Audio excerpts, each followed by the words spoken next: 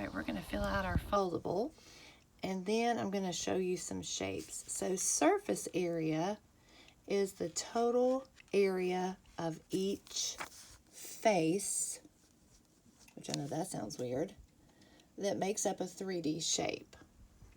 For example, the amount of wrapping paper it takes to cover a box. And to find the surface area, first you're going to find the area of each face. You're going to add them all together, and then your answer, remember, is always for area in units squared. So what am I talking about with face? So if you see these crazy looking shapes over here, so if I can fold this back up with one hand, that's kind of crazy, isn't it? This is, there we go, a square pyramid, okay? Then when I open it up, I have faces. This is what we call faces, and it's each face makes up part of, it's the flat surface that makes up part of your 3D shape. So we have a square, and we have a triangle, a triangle, a triangle, and a triangle. So this particular shape has 5 faces. So when you go to find the surface area of the whole thing, you're going to be adding 5 faces together. We were talking about wrapping paper earlier. This is, if you had a box that you were going to wrap, this looks like, could look something like you were going to wrap it, or maybe a cube like this. And when we open it up, see how it folds out nicely. And then on this one, we'll have 1, 2, 3, 4, 5, 6 faces. So we find the area of each square, and they're all the same. So then we'll have the area times 6. So we have lots of different shapes, and we really wish that you guys were at school so that you could play with all these. But this is what we're going to be working on today. So let me move all my toys aside. Let's go back over here and look at our first example. We have a rectangular prism.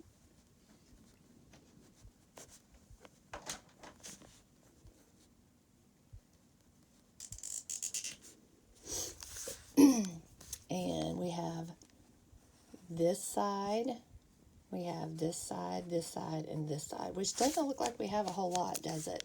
But remember, on a rectangle, if this side is the same, if this side is 16, then this side is 16. So we know that this is 16. Well, if this is 16, we know this is 16. And it goes all the way down. So we actually know all of those sides going this way. Same for here. If this is 8, then this is 8. If this piece is also 8, then this piece is also 8. If this piece is 6, this piece is 6. So you can see that we really do know all the sides of each rectangle on this shape. So when we fold it back up, it's easier to show on this, we have top, bottom, front, back, and then my 2 sides. So my top and my bottom match, my front and my back match, and my 2 sides match.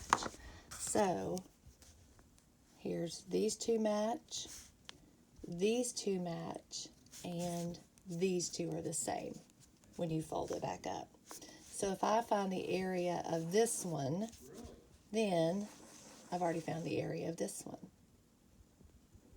So before I confuse you too much more, because I feel like I'm giving you a lot of information, let's find the area of just this one rectangle right here. Remember, length times width.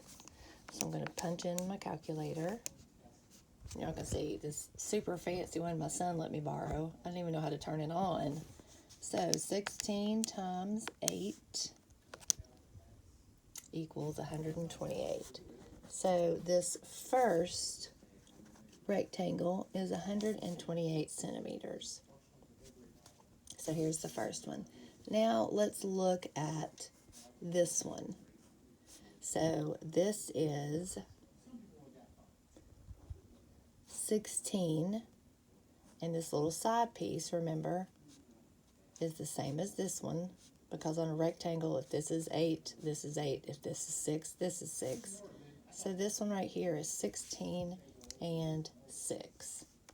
So 16 times 6 is 96.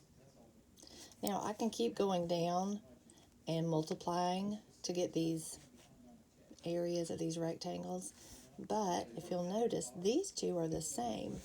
So I can just go ahead and write 128 right here, and then I can write 96 right here. Then I'm left with my two little side rectangles. Even though they kind of look like squares, they're really rectangles. And remember, this is 8 and this is 6. So 8 times 6 is 48, and 8 times 6 is 48. Then all you have to do is add all of these pieces together. So we're going to do 128, 128, 96, 96, 48, and 48.